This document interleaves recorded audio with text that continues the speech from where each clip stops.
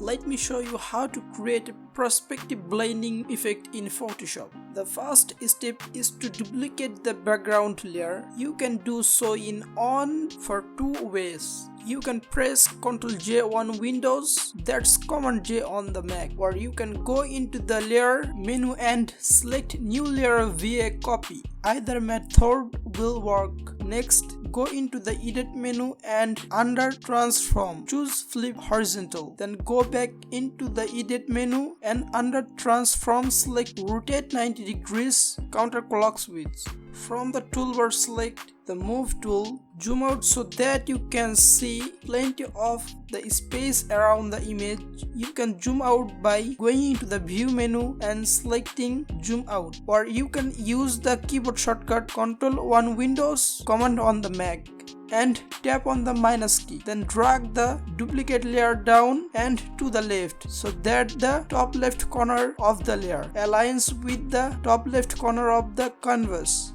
From the toolbar, nested under the Lasso tool, select the Polygonal Lasso tool and click just outside of the lower left of the canvas. Then click just outside of the top left corner and double click on the lower right corner of the vertical layer, not the canvas, to close a selection and create a triangular selection on the bottom left of the image. Next, click on the layer mask icon to create a layer mask from the active selection. This technique works best on image.